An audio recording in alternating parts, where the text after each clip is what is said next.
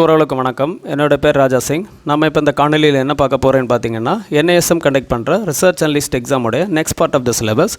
So next part of the syllabus என்னென்னு பார்த்தீங்கன்னா, பல்வேறு சந்தை பங்கேற்பாளர்கள். ஸோ பல்வேறு சந்தை பங்கேற்பாளர்களில் வரக்கூடிய சந்தை இடைத்தரகர்களை குறித்து தான் நம்ம பார்த்துட்ருக்குறோம். ஸோ நெக்ஸ்ட் சந்தை இடைத்தரகர் யாருன்னு பார்த்தீங்கன்னா, இன்ஸ்டிடியூஷனல் இன்வெஸ்டர். ஸோ இன்ஸ்டிடியூஷனல் இன்வெஸ்டரில் வரக்கூடிய ஒரு சப்டிவிஷன் தான் மியூச்சுவல் ஃபண்ட்ஸ், தட் இஸ் பரஸ்பர நிதிகள். So what is meant by mutual funds னு பார்ப்போம். So mutual funds are financial instruments that collect funds from several investors. அதாவது பரஸ்பர நிதிகள் என்பது பல முதலீட்டாளர்களிடமிருந்து நிதி சேகரிக்கும் நிதி கருவிகளை தான் வந்து மியூச்சுவல் ஃபண்ட்ஸ் அப்படின்னு சொல்லுவாங்க. அதாவது பரஸ்பர நிதிகள் என்பது பல முதலீட்டாளர்களிடமிருந்து நிதி சேகரிக்கும் நிதி கருவிகளை தான் வந்து மியூச்சுவல் ஃபண்ட்ஸ் அப்படின்னு சொல்லுவாங்க. ஸோ நெக்ஸ்ட் பாயிண்ட் பார்த்தீங்கன்னா, these funds are further invested in securities like shares, bonds, money market tools etcetera. அதாவது இந்த நிதிகளை வந்து ஃபர்தராக வந்து இன்வெஸ்ட் பண்ணுவாங்க. இதுலனா ஷேர்ஸ், பாண்ட்ஸ், மணி மார்க்கெட் டூல்ஸ்லாம் வந்து இன்வெஸ்ட் பண்ணுவாங்க. அதான் வந்து செகண்ட் பாயிண்ட். தேர்ட் பாயிண்ட் பார்த்தீங்கன்னா, ஒரு நிதி மேலாளர் வந்து இதை வந்து மேற்பார்வையிடுவார் இந்த ஃபண்ட்ஸ். அதாவது a fund manager oversees this fund and charges a minimal amount called expense ratio. அதாவது ஒரு நிதி மேலாளர் வந்து இந்த ஃபண்ட்ஸை வந்து மேற்பார்வையிடுவார். ஸோ அதற்காக செலவு விகிதம் எனப்படும் குறைந்தபட்ச தொகையை வந்து அவர் வசூலிக்கிறார். அதாவது ஒரு நிதி மேலாளர் இந்த நிதியை மேற்பார்வையிடுகிறார். அதற்காக அவர் செலவு விகிதம் எனப்படும் குறைந்தபட்ச தொகையை வந்து அவர் வசூலிக்கிறார். அதான் வந்து அதனுடைய தேர்ட் பாயிண்ட். நெக்ஸ்ட் வந்து பார்த்திங்கன்னா, செபி தான் வந்து இந்த இதை வந்து ரெகுலேட் பண்ணுறாங்க. நெக்ஸ்ட் அப்புறம் வந்து இந்த ஃபண்ட் மேனேஜர் மெயினாக என்ன பண்ணுறாங்கன்னா, with the help of a research team takes all the major decisions in terms of which companies to invest in the percentage of each stock in the portfolio when to exit and so on. அதாவது என்னென்னா, இந்த நிதி மேலாளர் என்ன பண்ணுறாங்கன்னா, ஒரு research team ஹெல்ப்போட சில major டிசிஷன்ஸை வந்து அவர் எடுக்கிறாரு. என்ன டிசிஷன்ஸ்னு பார்த்தீங்கன்னா, எந்த கம்பெனியில் இன்வெஸ்ட் பண்ணலாம், ஸோ பர்சன்டேஜ் ஆஃப் ஸ்டாக் வந்து அந்த போர்ட்ஃபோலியோவில் மெயின்டைன் பண்ணுறது, எப்போ எக்ஸிட் ஆகலாம். ஸோ இதை மாதிரிப்பட்ட மேஜர் டிசிஷன்ஸை வந்து ஃபண்ட் மேனேஜர் வந்து ஒரு ரிசர்ச் டீம் ஹெல்ப்போட வந்து பண்ணுறாரு. அதான் வந்து அந்த பாயிண்டில் கொடுத்துருக்குறாங்க. நெக்ஸ்ட் வந்து பார்த்திங்கன்னா, ஒரு பங்கின் பகுதியை வந்து குறிக்கிறது தான் வந்து யூனிட்ஸ் அப்படின்னு சொல்லுவாங்க. ஸோ ஒரு portion of the holdings of the fund, அதை தான் வந்து யூனிட்ஸ் அப்படின்னு சொல்லுவாங்க. அதோ each investor owns unit which represent a portions of the holdings of the fund. அந்த portions of the holdings of the ஃபண்டை தான் வந்து யூனிட்ஸ் அப்படின்னு சொல்லுவாங்க. நெக்ஸ்ட் வந்து diversification of investment is an important aspect of mutual fund investing. அதாவது முதலீடுகளின் பல்வகைப்படுத்தல் ஒரு மியூச்சுவல் ஃபண்ட் முதலீட்டின் முக்கிய அம்சமாகும்.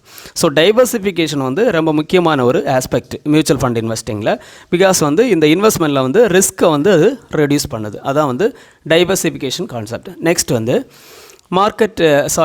டைப்ஸ் ஆஃப் மியூச்சுவல் ஃபண்ட்ஸ் என்னென்னு பார்த்தீங்கன்னா, ஃபஸ்ட் வந்து ஈக்விட்டி ஃபண்ட்ஸ். ஸோ ஈக்விட்டி ஃபண்ட்ஸ்னால் என்னென்னு பார்த்தீங்கன்னா, equity funds invest in shares of companies. அதாவது ஈக்விட்டி ஃபண்ட் வந்து நிறுவனங்களின் பங்குகளில் முதலீடு செய்யப்படுகின்றன. ஸோ அதான் வந்து ஈக்விட்டி ஃபண்ட்ஸ். நெக்ஸ்ட் டைப் என்னென்னு பார்த்தீங்கன்னா, டெப்ட் ஃபண்ட்ஸ். ஸோ டெப்ட் ஃபண்ட்ஸ்னால் பத்திரங்களில் முதலீடு செய்து நிலையான வருமானத்தை அவை வழங்குகிறது. அவை அரசாங்க பத்திரங்கள் மற்றும் கார்ப்பரேட் பத்திர நிதிகள் போன்ற வகைகளை உள்ளடக்கியது. அதாவது டெப்ட் ஃபண்ட்ஸ் அப்படின்னா, கடன் பத்திரங்கள்னா டெப்ட் ஃபண்ட்ஸ் பத்திரங்களில் முதலீடு செய்து நிலையான வருமானத்தை வழங்குகிறது. அவை அரசாங்க பத்திர நிதிகள் மற்றும் கார்ப்பரேட் பத்திர நிதிகள் போன்ற வகைகளை உள்ளடக்கியது. ஸோ டெப்ட் funds invest in bonds providing a steady income. They include categories like government bond funds and corporate bond funds. Next வந்து money market funds. So money market funds இதில் இன்வெஸ்ட் பண்ணுறாங்கன்னா, low risk short term securities such as treasury bills and commercial purpose. அதாவது money market ஃபண்ட்ஸை வந்து இதில் invest பண்ணுறாங்கன்னா, low ரிஸ்க்கானது short term செக்யூரிட்டிஸாக இருக்கிற ட்ரெஷரி பில், கமர்ஷியல் பேப்பர், இது மாதிரிப்பட்ட இதில் வந்து மணி மார்க்கெட் ஃபண்ட்ஸ் வந்து இன்வெஸ்ட் பண்ணுறாங்க. Next hybrid funds. ஹைப்ரிட் ஃபண்ட்ஸ்னால் வளர்ச்சி மற்றும் ஸ்திரத்தன்மையை இலக்காக கொண்ட ஒரு சமநிலை நிதி கருவியை தான் வந்து ஹைப்ரிட் ஃபண்ட்ஸ் அப்படின்னு சொல்லுவாங்க. அதாவது வளர்ச்சி மற்றும் ஸ்திரத்தன்மையை இலக்காக கொண்ட ஒரு சமநிலை நிதி கருவியை தான் வந்து ஹைப்ரிட் ஃபண்ட்ஸ் அப்படின்னு சொல்லுவாங்க. ஸோ ஹைப்ரிட் ஃபண்ட்ஸ் எதில் பிளெண்ட் பண்ணியிருக்காங்கன்னா, stocks and bonds like balance funds that aim for growth and stability in a single package. Next point, how are mutual funds priced. அதாவது மியூச்சுவல் ஃபண்ட்ஸை வந்து எப்படி விலை நிர்ணயம் செய்யப்படுகின்றனன்னு பார்ப்போம். ஸோ விலை நிர்ணயம் எப்படி செய்கிறாங்கன்னு பார்த்தீங்கன்னா, நிகர சொத்து மதிப்பு முறையை வச்சு தான் வந்து மியூச்சுவல் ஃபண்ட்ஸை வந்து ப்ரைஸ் பண்ணுறாங்க. ஸோ அதாவது நிகர சொத்து மதிப்பு முறையை வச்சு தான் வந்து மியூச்சுவல் ஃபண்ட்ஸை வந்து ப்ரைஸ் பண்ணுறாங்க. So that is mutual funds have the net asset value method for pricing. Mutual funds have the net asset value method for pricing. So net asset value method use பண்ணி தான் வந்து mutual ஃபண்ட்ஸை வந்து விலையை வந்து நிர்ணயம் பண்ணுறாங்க. So it allows them to check the daily prices. Next வந்து it is because the shares are and other securities may fluctuate. So ஷேர்ஸும் வந்து செக்யூரிட்டிஸை வந்து ஃப்ளக்சுவேட் ஆகிறதுனால தான் அந்த ப்ரைஸஸை வந்து டெய்லி செக் பண்ணுறாங்க. ஸோ அந்த நெட் அசெட் வேல்யூ மூலம்தான் வந்து இதை வந்து ப்ரைஸை வந்து நிர்ணயம் பண்ணுகிறார்கள்.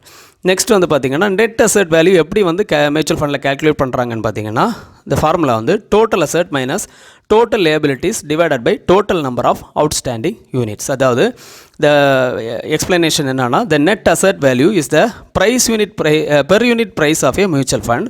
It represents the market value of the fund's asset minus its liabilities divided by the number of outstanding units.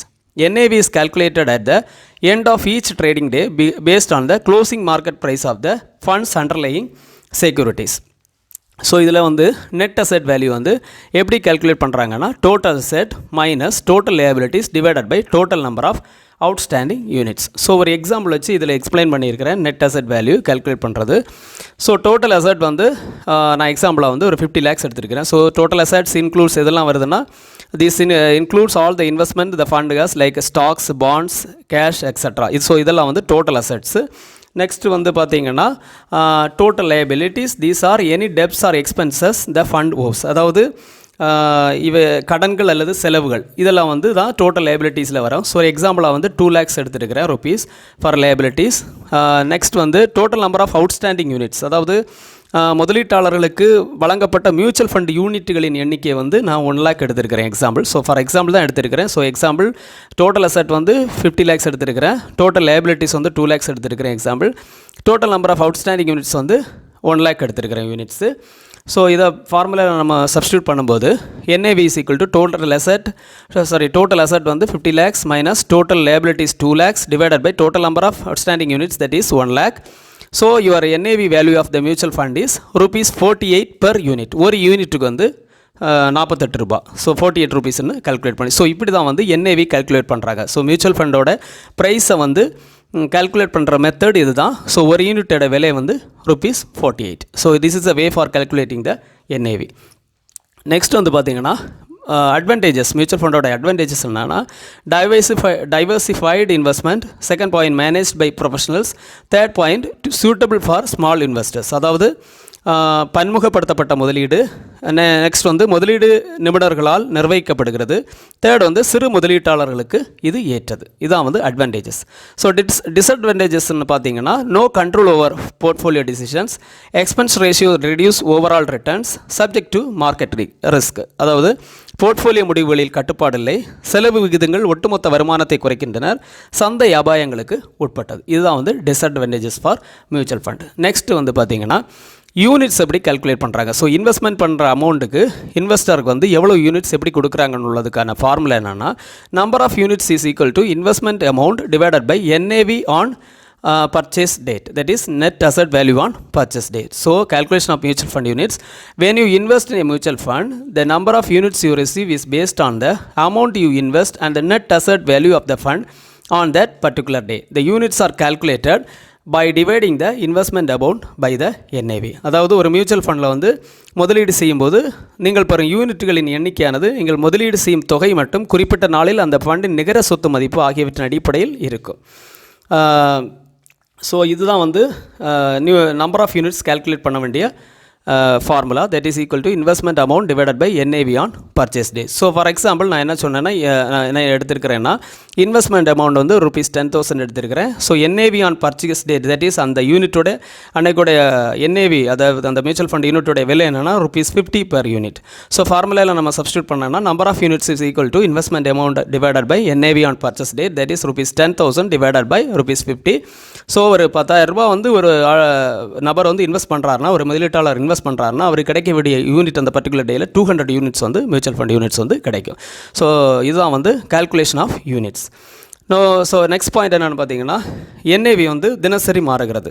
So யூனிட்டுகளின் எண்ணிக்கை ஆல்சோ வாங்கும்போது அந்த நாளில் NAVயை பொறுத்து தான் வந்து நமக்கு வந்து யூனிட்ஸ் வந்து கிடைக்கிறது. ஸோ NAV வந்து அந்த டேயில் என்ன இருக்குதோ அந்த டேயை பேஸ் பண்ணி தான் நம்ம வந்து இன்வெஸ்ட் பண்ணுற அமௌண்ட்டுக்கு நமக்கு வந்து நம்பர் ஆஃப் யூனிட்ஸ் வந்து அலாட் ஆகும். நெக்ஸ்ட் பார்த்தீங்கன்னா next point, if the investment is done through a systematic investment plan, that is SIP, units are bought on different dates and the NAV will vary each time leading to different number of units for each investment. அதாவது முறையான முதலீட்டு திட்டம் மூலம் முதலீடு செய்யப்பட்டால் யூனிட்டுகள் வெவ்வேறு தேதிகள் வாங்கப்படும். மேலும் NAV ஒவ்வொரு முறையும் மாறுபடும் போது ஒவ்வொரு முதலீட்டுக்கும் வெவ்வேறு எண்ணிக்கையான யூனிட்டுகள் வழங்கப்படும்.